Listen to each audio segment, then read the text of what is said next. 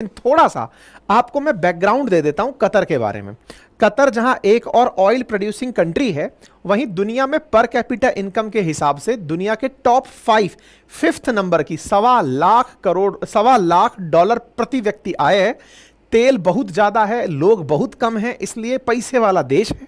लेकिन आप और हम इसे जानते हैं जब हमारे 8 इंडियन नेवी के पर्सनल्स को यहां पर जासूसी के जुर्म में गिरफ्तार कर लिया गया था, जैसे बाद में भविष्य भारत के प्रयासों से छुड़ा भी लिया गया था। ये तस्वीरें आपको संभवतया याद हो, और नहीं याद हो तो हमने इसके ऊपर काफी सेशंस किए थे। एक बार कतर क्राइसिस याद करेंगे तो याद आ जाएगा।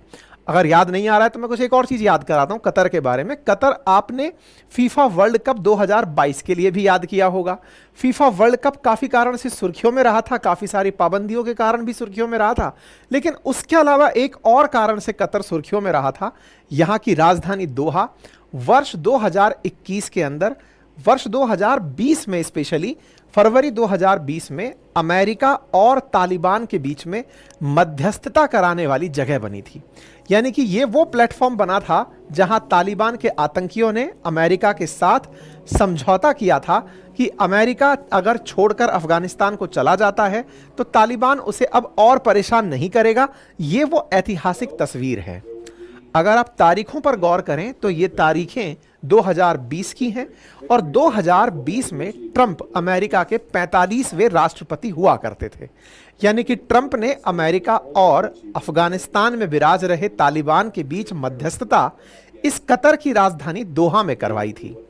वर्ष 17 से 21 तक ट्रंप अमेरिका के राष्ट्रपति रहे थे, और उनके इसी कार्यकाल में इस तरह का समझौता जिस जगह पर हुआ था, आज वही जगह का धनी यानी कि धनी ये कह रहे हैं कि कतर अब इजराइल और हमास के बीच में मध्यस्थता नहीं करवाएगा।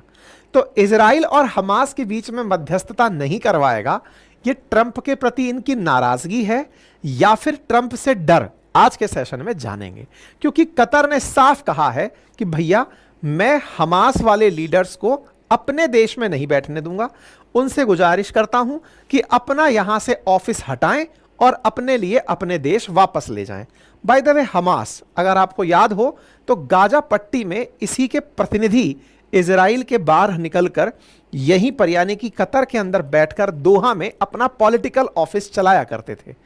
और थोड़ा सा याद दिलाऊं तो इसी दोहा में इस्माइल हानिये की मौत के बाद 3 दिन का शोक रखा गया था। अगर आपको याद है तो कतर ने अपनी इमेज दुनिया भर के देशों के बीच मध्यस्थता कराने वाले देश के रूप में विकसित की हुई है।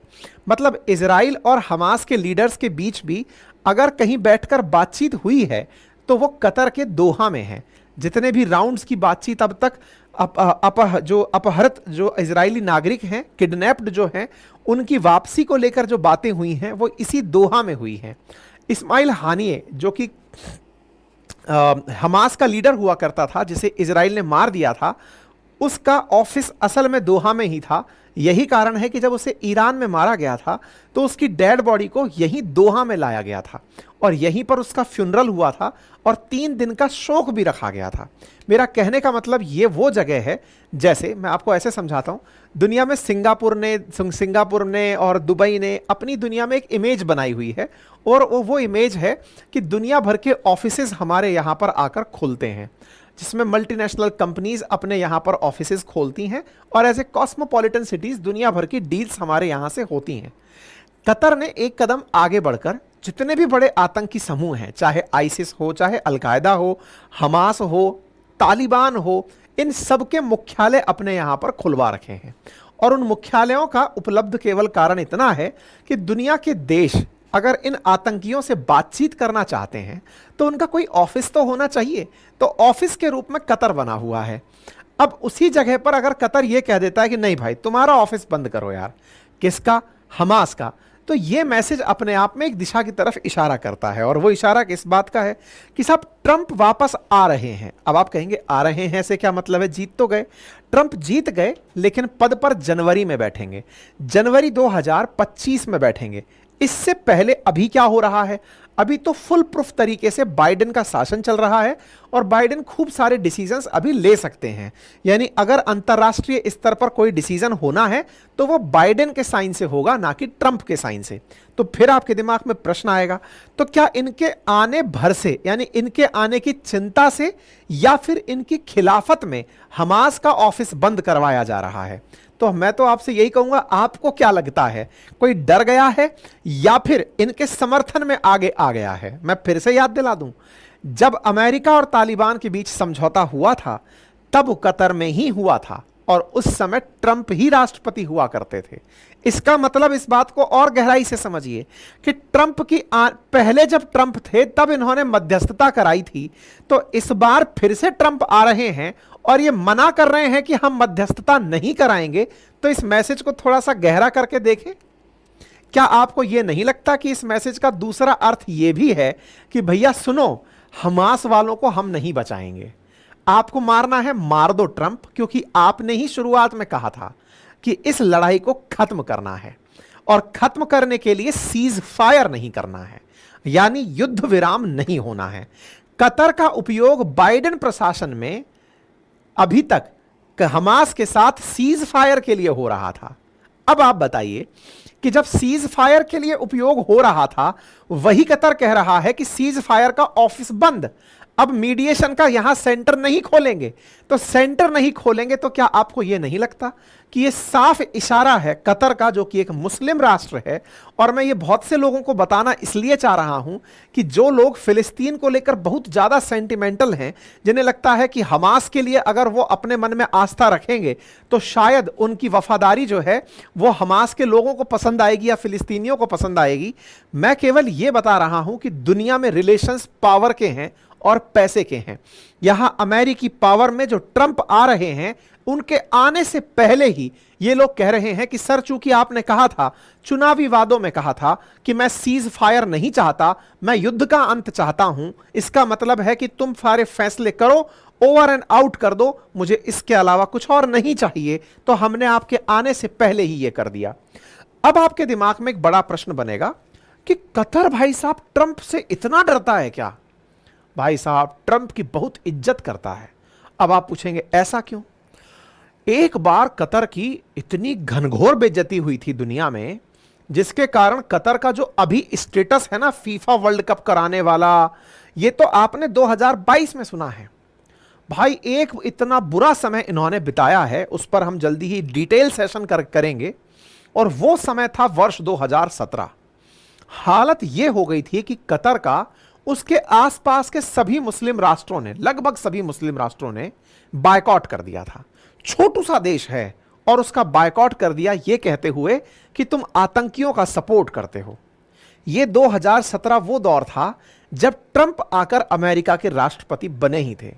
मतलब कतर के दिन लद गए थे, उधर ट्रंप राष्ट्रपति बने थे और इधर जितने भी अमेरिका के पिछलग्गू राष्ट्र थे, चाहे यूएई हो, चाहे सऊदी अरब हो, ये सब एकदम ट्रंप के इशारे पे कतर को दूध में से मक्खी की तरह निकाल के साइड में कर दिए थे।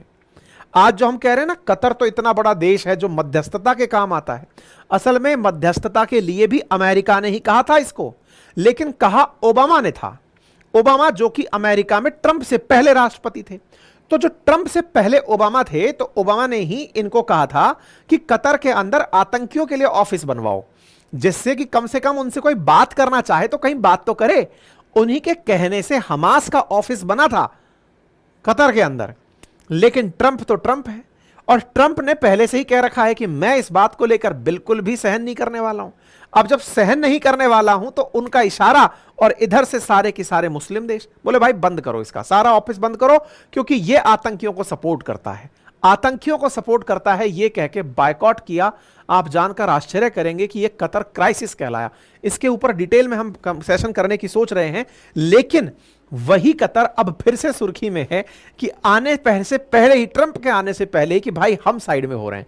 तो थोड़ा अब इसको और आगे लेकर चलते हैं, थोड़ा कतर को और समझते हैं। तो देखो, यहां गल्फ में डला हुआ छोटू सा देश कतर, और इस कतर के केस में हाल ही में आई हुई फॉरेन मिनिस्ट्री का यह बयान कि हमास वाले लोग जो हम कह रहे हैं वो मान नहीं रहे हैं, इसलिए हम उनके साथ में ये सारा डील तोड़ रहे हैं।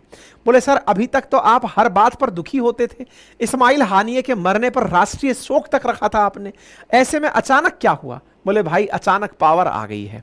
पावर क्या आ गई है? तो आप ऐसे समझो कि कतर के ऊपर एलिगेशन है कि ये स्टेट स्पॉन्सर्ड टेररिज्म चलाता है। हमास के लिए इन्होंने अपनी तरफ से फंडिंग दी है कि जाओ भाई 2 ऑफिस तुम भी जाकर के गाजा पट्टी में बना लो।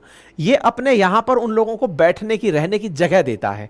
विकिपीडिया पर अगर इसका डिटेल पढ़ेंगे तो समझेंगे कि इसका काफी ज्यादा आतंकी संगठनों के साथ में एकदम हेडक्वार्टर वाला स्थान है। जैसे कि एक मॉल खोल दिया हो इसने कि हर आतंकी आए यहां पर अपना हेड ऑफिस बनाए, ताकि तुम्हारे साथ दुनिया के और देशों की बात करानी हो तो हम करा देंगे। तो आप सोचकर देखिए कि इस्माइल हानिये जो कतर के अंदर इन्होंने दफनाया है, उस इस्माइल हानिये के खिलाफ अमेरिका कुछ नहीं कर पाया है। मतलब उधर दफनाया, उधर से बाइडेन शासन, और बाइडेन शासन की तरफ से उनके एंटनी ब्लिंकन बार बार यहां पर आते रहे और इनसे कहते रहे कि सर हमास वालों के साथ बिठाओ इजराइल वालों को, और इनके बीच सीज फायर करवा के जो इन्होंने बंधक बना रखे हैं उन्हें वापस भिजवा दो। लेकिन कतर के लाख कहने पर भी हमास ने उसकी एक ना सुनी।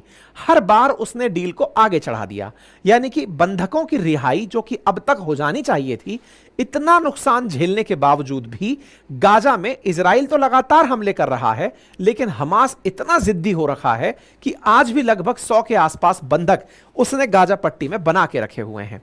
तो इस बात को लेकर के ये कह रहे हैं कि तुम बात मानने को ही तैयार नहीं हो हमास, इसलिए अब मैं मध्यस्थता से किनारे हट रहा हूं।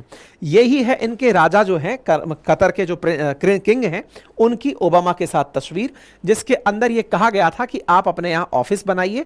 तो कतर ने हमास के लीडर से कहा कि भाई देखो बात ऐसी है कि अब चूंकि मैं कुछ कर नहीं पाऊंगा, ट्रंप आएंगे तो उनकी माननी पड़ेगी, तुम लोग 1 महीने के अंदर अपना बोरिया बिस्तर समेट लो और यहां से निकल जाओ। ऐसे में कतर का ट्रंप को कांग्रेचुलेट करना और उसी के साथ में हमास को यह कह देना कि यहां से निकल जाओ, निश्चित ही मुस्लिम राष्ट्रों में इसका बहुत बड़ा सेटबैक जाने वाला है। क्योंकि अब से पहले ऐसा हो रहा था कि हमास को लेकर के लोग इजराइल के काफी खिलाफ हो रखे थे, लेकिन ट्रंप के आते ही आपको वो पुराने दिन याद आने लगेंगे जब ट्रंप ने इजराइल और यूएई के बीच में हाथ मिलवा दिया था, जिसे अब्राहम अकॉर्ड कहा गया था। इतना ही नहीं, यूएई के साथ साथ सऊदी अरब तक को पकड़ के ले जा रहे थे कि तुम इजराइल को मान्यता दो। यूएई ने तो उसको मान्यता तक दी कि हम तुमको देश मानने को तैयार हो गए हैं। अब आप सोचकर देखिए कि इनके आने से पहले ही इनके राजा जी जो हैं वो ट्रंप को खुश करने निकल पड़े हैं। और तो और बाकायदा अमेरिका का यहां एयरबेस वगैरह सब चलता है, लेकिन हां ये सत्य है कि उनके आने से पहले यहां के हालात क्या होंगे ये सर्वविदित है।